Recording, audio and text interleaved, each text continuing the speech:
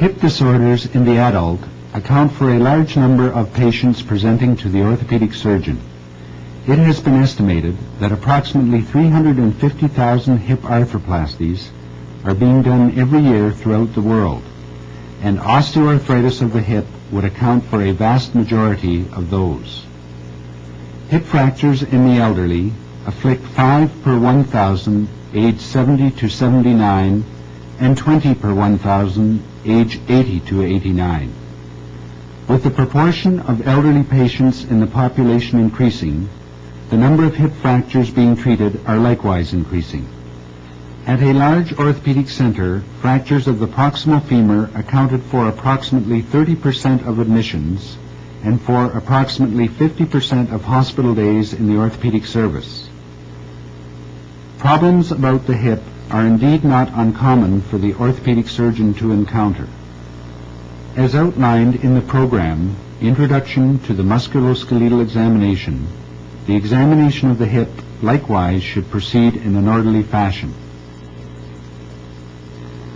The various gait abnormalities are discussed in the video program on gait examination. The abductor lurch or gluteus medius gait in a patient with a painful condition about the hip, or the Trendelenburg gait in a patient with weakness of the hip abductors, are commonly noted gait abnormalities with hip pathology.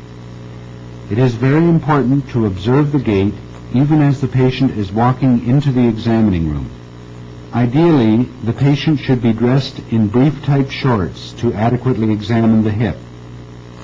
The basic equipment required will consist of wooden blocks, measuring tape, goniometer, neurological hammer, pin, cotton, tuning fork, and containers to test hot and cold, and a stethoscope.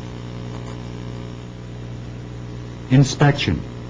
The whole pelvic, hip, and thigh area should be inspected for any deformity, discoloration, swelling, scars, or cutaneous lesions. As well, any asymmetry of the buttocks, gluteal creases, or thigh muscles should be noted. The gait should be reassessed now that the patient is suitably exposed for the examination, again attempting to pinpoint the phase of gait which may be abnormal. Posture. Note the level of the iliac crests. Any obliquity of the iliac crests may suggest a leg length discrepancy, and if this is the case, wooden blocks may be placed under the apparent shortened extremity in order to assess the magnitude of the shortening. A more detailed examination of leg length will be done later in the examination when the patient is lying on the examining table.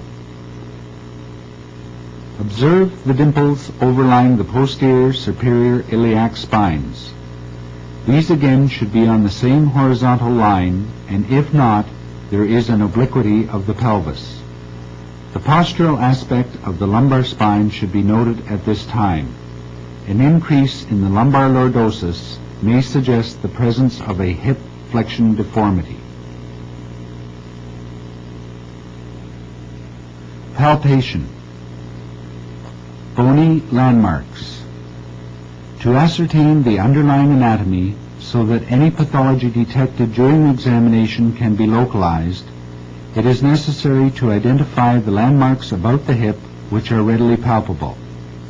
Being able to pinpoint a specific anatomical location allows one to infer other structures which are known to have a fixed anatomical relationship to the localized landmarks.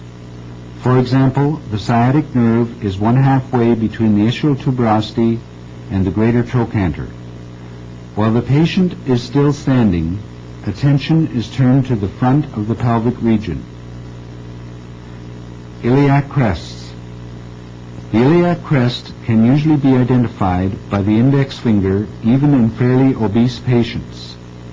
By placing the index finger of each hand along each iliac crest, the examiner can assess whether the pelvis is horizontal or oblique. By following the iliac crest anteriorly, the examiner comes to the anterior superior iliac spine. When learning to do the physical examination, it is initially wise to mark off the landmarks with an eyeliner pencil. and most cooperative patients will allow the examiner to do this.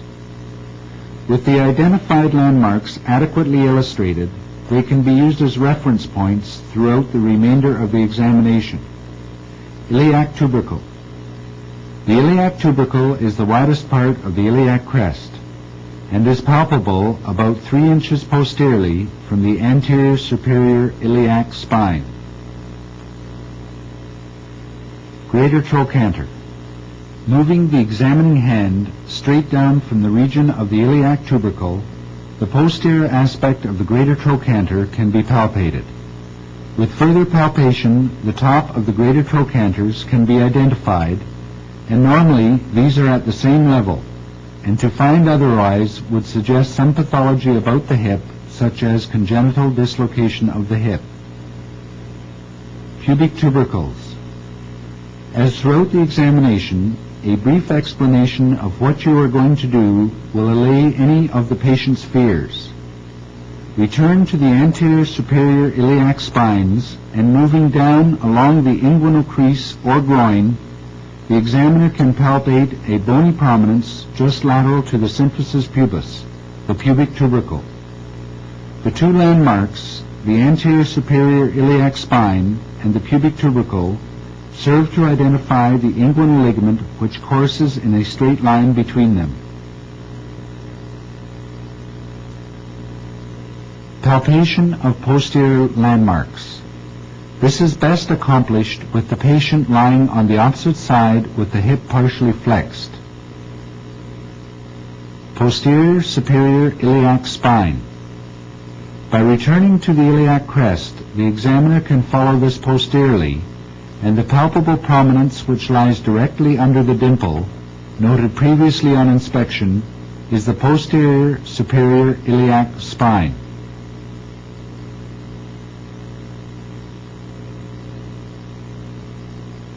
Ischial tuberosity.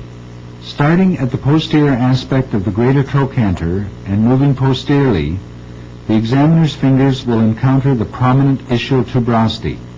Location of the ischial tuberosity is much easier if the hip is flexed. Having identified the bony landmarks, the examiner has a map with which to find one's way around the hip and localize aspects noted on inspection and palpation in relationship to anatomical structures. Palpation. Soft tissues. The examiner should, in an organized fashion, palpate the soft tissues about the hip joint. Starting anteriorly, the first area to be examined is the femoral triangle. The patient should be supine with the ipsilateral heel resting on the opposite knee. The femoral triangle is bounded by the inguinal ligament above, medially by the adductor longus muscle, and laterally by the sartorius muscle. Femoral artery. The femoral artery is palpable just below the inguinal ligament at about its midpoint.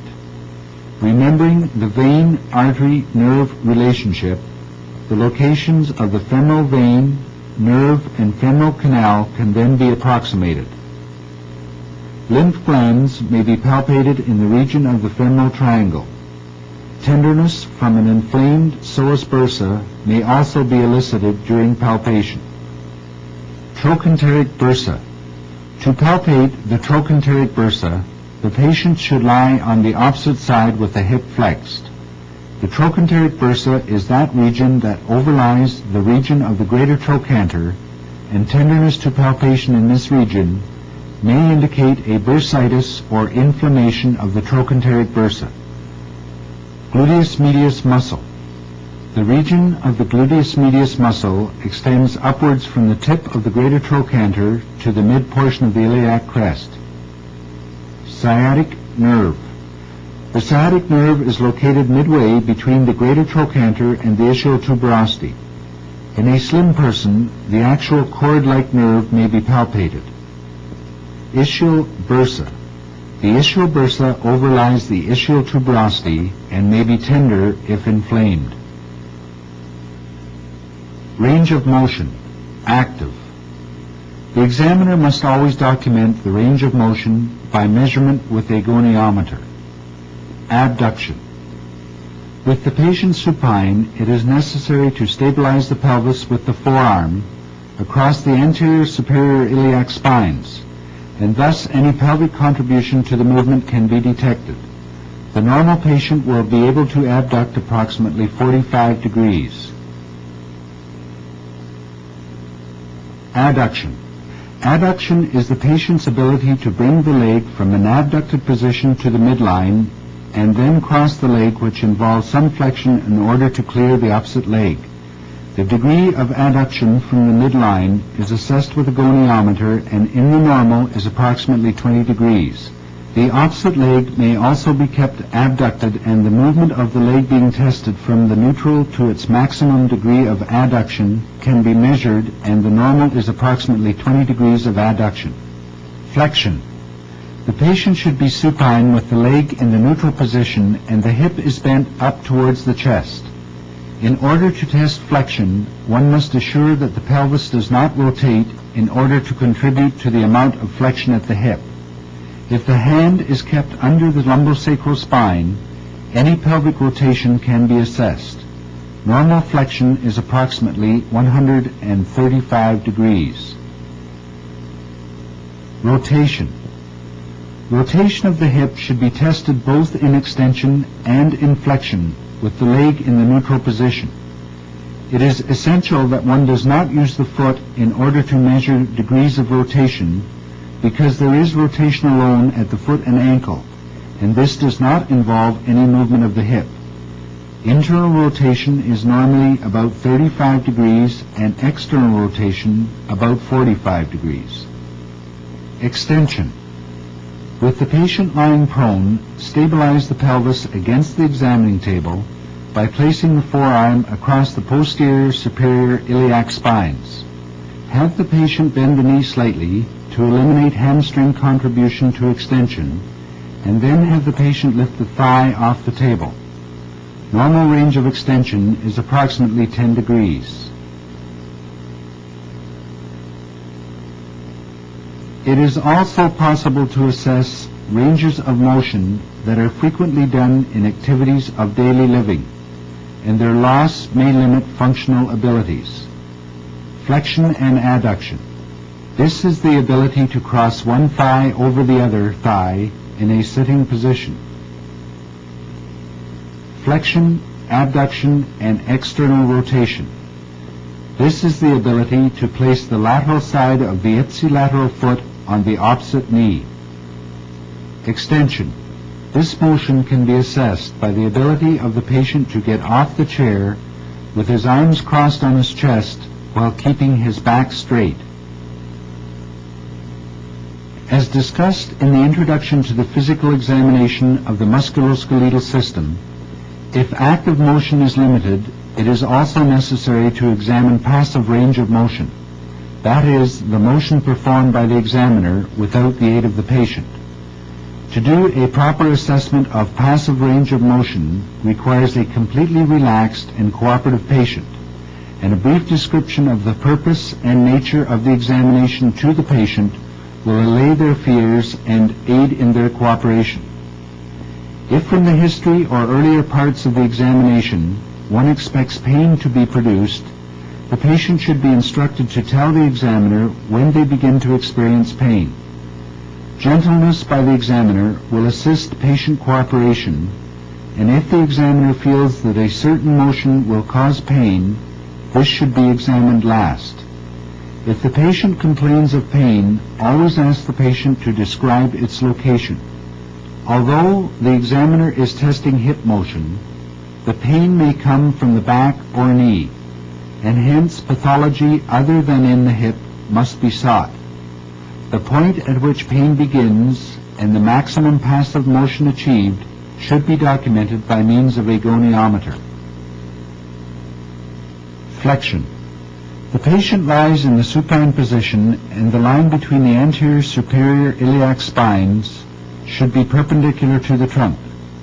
The leg should be in a neutral position, that is, no abduction, adduction, internal or external rotation. Place one hand under the lumbar spine and with the other hand allow the knee to bend and flex the thigh towards the chest. The hand under the lumbosacral spine will also be able to detect any pelvic rotation, which is obviously not part of true hip flexion. Abduction. The ability to abduct the hip is extremely important for activities such as perineal care and sexual intercourse, especially in the female. The patient is lying supine, and again the legs are in the neutral position. Stabilize the pelvis with the forearm across the anterior superior iliac spines and abduct the leg from the neutral position, grasping the leg about the ankle. Some patients are sensitive to pressure about the ankle, and hence it is necessary for the grasp to be gentle. Again, the normal range of abduction is 45 degrees. A record of the ability to abduct the hip can also be kept by serial measurements of the intermalleolar distance with the hips maximally abducted. Adduction. The position is identical for testing abduction. Again, the pelvis must be stabilized and the leg crossed over the opposite leg. Since excessive soft tissue of the thigh may impede adduction, start with the opposite extremity in abduction, then adduct the extremity being tested. The normal is approximately 20 degrees. Rotation. Rotation of the hip must be tested in both extension and flexion, since limitation of rotation may vary in each of these positions. Rotation in extension. The patient lies supine. In the neutral position, the patella should point straight up to the ceiling. Grasp the tibia, then internally rotate the leg towards the opposite extremity. The midpoint of the patella must be used for measurement, as you cannot use the foot because there is rotation at the foot and ankle independent of hip rotation.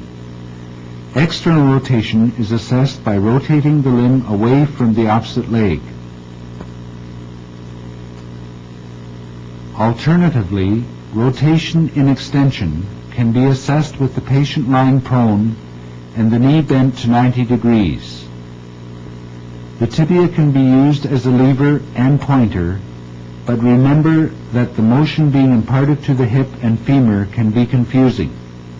Pointing the tibia towards the other extremity causes external rotation of the hip and femur, and pointing it away from the opposite extremity imparts internal rotation. Rotation in flexion. With the patient lying supine, flex the hip and knee on the side being tested to 90 degrees. Assuring that there is no excessive medial or lateral laxity of the knee, the tibia can be used again as a lever to rotate the hip. By pushing the tibia towards the opposite extremity, the examiner is externally rotating the hip, and the number of degrees of rotation of the hip can be assessed by measuring the angle between the neutral position of the tibia and the end position. Likewise, internal rotation is tested by pulling the tibia away from the opposite extremity and measuring the degrees of rotation. These motions about the hip are initially confusing when learning to do the musculoskeletal examination. You can always confirm on yourself by palpating your own greater trochanter and performing the motion. Remember, when the trochanter moves posteriorly, the hip is externally rotating, and conversely, internally rotating when the greater trochanter moves anteriorly. Rotation in flexion can also be done in the sitting position, with the knee bent to 90 degrees over the examining table, and using the tibia again as a lever to rotate the hip.